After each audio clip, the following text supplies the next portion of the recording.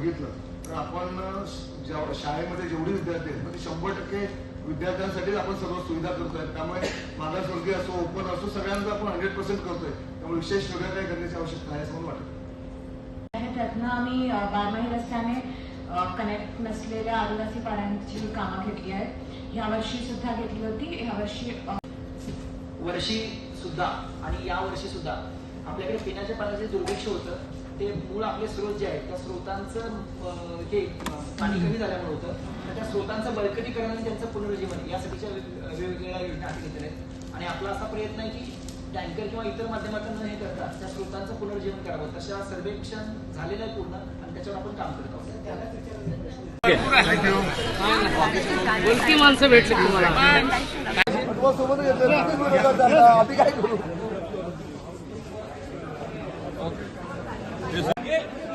अध्यक्ष साहेब बघा अध्यक्ष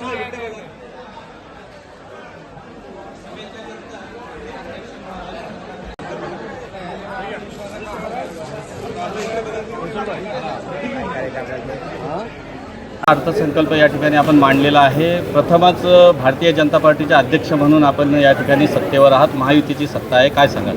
खऱ्या अर्थानं हा एक अभूतपूर्व असा आपण बजेट सादर करण्याचा प्रयत्न केला आहे। रायगड म्हटलं तर छत्रपती शिवाजी महाराजांची राजधानी आणि ज्या पद्धतीने छत्रपती शिवाजी महाराजांना अभिप्रेत असा जो राज्यकारभार करायचा आहे त्या पद्धतीने हा राज्यकारभार करण्याचा प्रयत्न करणार। यात आपण महिलांचा विषय असेल, विद्यार्थ्यांचा विषय असेल आणि सर्व इन्फ्रास्ट्रक्चरचा विषय असेल याच्यावर पूर्णपणे उहापोह करून येणाऱ्या काळात हा गतिमान पद्धतीने कसं काम होईल आणि हा रायगड जिल्हा विकासाच्या दृष्टिकोनातून कसा पुढे जाईल यासाठी हा आपण अर्थसंकल्प सादर करत आहोत। याच्यामध्ये आपण जर ठळक बघितलं तर छत्रपती शिवाजी महाराजांची राजधानी हा रायगड जिल्हा आहे आणि येथे आपण यावर्षी तब्बल 70 लाखाची तरतूद आपण 25 लाखापासून 70 लाखाची केलेली आहे। कारण रायगड किल्ल्यावर जे शिवप्रेमी आहेत ते लाखोच्या संख्येने या रायगडच्या किल्ल्यावर येत असतात। त्यांच्या सुविधा झाल्या पाहिजे त्यासाठी आपण प्रयत्न करत आहोत।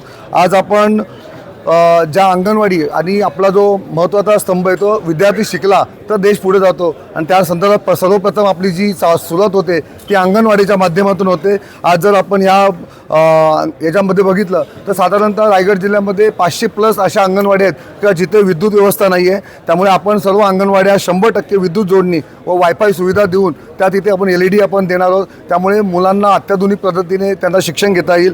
त्याच पद्धतीने बालकल्याणच्या माध्यमातून सर्व जे आपल्या बालक आहेत त्या सर्वांना आपण 100% सगळ्या बालकांना आपण गणवेश आपण यावेळी देतोय। आरोग्याच्या दृष्टिकोनातून विचार केला तर प्राथमिक शाळेतील मुलांकरिता सॅनिटरी नॅपकिन पुरवण्याची नाविन्यपूर्ण योजना आपण या बजेटच्या माध्यमातून घेतली। आपण शिक्षण विभागाच्या माध्यमातून बघितलं तर जेवढ्या आपल्या रायगड जिल्हा परिषदेच्या मराठी शाळा आहेत तिथे ई-लर्निंग म्हणजे डिजिटलायझेशन आपण करत आहोत। त्यासाठी सर्व शाळांना LED संच, महिलांच्या मुलींच्या संरक्षणाच्या दृष्टिकोनातून सर्व शाळांमध्ये CCTV तसेच मुलींसाठी स्वच्छतागृह म्हणजे टॉयलेट्स हे वेगळ्या पद्धतीने आपण करतोय। याच्यासाठी आपण विशेष भरीव तरतूद केलेली आहे। त्याच पद्धतीने रायगड जिल्ह्यात अतिशय नामवंत खेळाडू होऊन गेले, कबड्डी असेल, क्रिकेट असेल, वेगवेगळ्या पद्धतीचे खेळ असतील, यातील खेळाडूंचा सत्कार झाला पाहिजे, त्यांना सन्मान मिळाला पाहिजे। यासाठी आपण रायगड रत्न पुरस्कार देऊन या वर्षाचं नवीन हेड आपण क्रिएट केलेलं आहे। त्याच पद्धतीने शिष्यवृत्ती विद्यार्थ्यांच्या फीमध्ये 50 लाख तरतूद आपण केलेली आहे। ग्रामपंचायत समाज कल्याणच्या माध्यमातून आपण जे दिव्यांगांना जेवढे दिव्यांग आहेत त्यांना घरकुल पुरवणे, विशेष शाळा शैक्षणिक साहित्य देणे हा सुद्धा आपण काम करत आहोत। ग्रामपंचायत उत्पन्न वाढीसाठी स्वतंत्र कर संकलन प्रणाली केले की तुम्ही घर बसल्या तुमचं किती टॅक्स बाकी आहे आणि घर बसून तुम्ही तुमचा टॅक्स भरू शकता। अशा पद्धतीचं कर संकलनसाठी आपण 25 लक्षाची आपण हे केलेली आहे। त्याच पद्धतीने आरोग्य केंद्र जेवढे आपले आहेत तिथे 100% सोलर आपण संच बसवणार, कारण कुठल्याही ज्या ठिकाणी विद्युत व्यवस्था नाही तिथे सोलर संच बसून आपण त्याचं काम करणार आहोत। ज्या पद्धतीने सौर घरगुती दीप संच खरेदीवर 75% अनुदान देण्याचं आपण काम करणार आहोत। भटक्या कुत्र्यांचं निर्बीजीकरण व लसीकरण करण्यासाठी आपण काम करणार आहोत।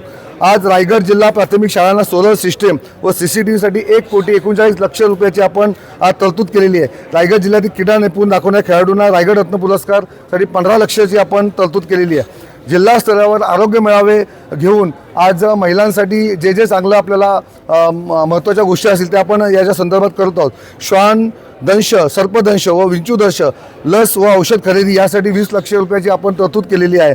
कृषी विभागासाठी पण आपण चांगल्या योजना आणल्या। समाज कल्याण विभागासाठी आपण यावर्षी 31 कोटीची एक मोठी तरतूद आपण केलेली आहे। न भूतो न भविष्यती 175 कोटीचा आपण अर्थसंकल्प मांडला आणि तो अंतिमतः 235 कोटीपर्यंत जाईल अशीच आमची भावना आहे. ज्या पद्धतीने देशात नरेंद्र मोदी साहेबांचं काम चालू आहे, राज्यामध्ये देवेंद्र फडणवीसांचं काम चालू आहे, त्या धर्तीवरच रायगड जिल्ह्यात काम करण्याचा आम्ही मानसिकता आपली आहे. फक्त शेष फंडावर अवलंबून न राहता केंद्रात आमचं सरकार आहे, राज्यात आमचं सरकार आहे आणि तिथून निधी आणण्याचं काम आणि करण्याची ताकद ही आमच्यात आहे. आणि येणाऱ्या काळात रायगडमध्ये मोठा निधी केंद्रातून राज्यातून आणून या रायगडचा सर्वांगीण विकास करण्याचा आम्ही निश्चित प्रयत्न करू. आम्ही भारतीय जनता पार्टी, शिवसेना, उभाटा गट, राष्ट्रवादी अजित पवार गट आणि सर्व पक्ष मिळून आम्ही सर्वांना सोबत घेऊन फक्त विकास ह्या दृष्टिकोनातून पुढे जाणार आहे. मी हा रायगड जिल्ह्याचा एक अध्यक्ष म्हणून कोणत्याही पक्षाची तमा न बाळगता रायगड जिल्हा कसा पुढे जाईल आणि प्रत्येक समाज घटकातील येणाऱ्या प्रत्येकाचं काम करण्याचा आपण निश्चित प्रयत्न करू. येणाऱ्या काळात पत्रकारांच्या ज्या ज्या विषय असतील, ज्या तुमच्या पत्रकार बंधूंच्या ज्या मागण्या असतील विकासाच्या संदर्भात त्यासुद्धा फुलफिल करण्याचा 100% प्रयत्न करू. बाई बघा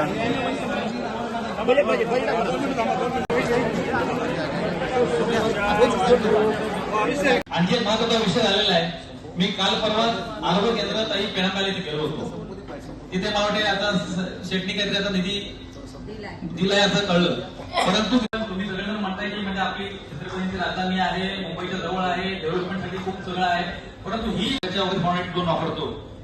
तसे ड्रोन जर घेतले, प्रत्येक तालुक्याला एक 2, 4, 5 ड्रोन तुम्ही घेऊन दिले आणि तुम्ही एक नंबर दिलात की बाबा ह्या नंबरवरती आग लागल्यानंतर कॉल करा आणि तुम्ही जो एक नंबर तो देऊन ठेवला प्रत्येक तालुक्याला, तर तिथे असणारा तो कर्मचारी मांडण्याचा योग मिळाला. कारण आपल्या खात्याचे अजून वाटत झालं नाही.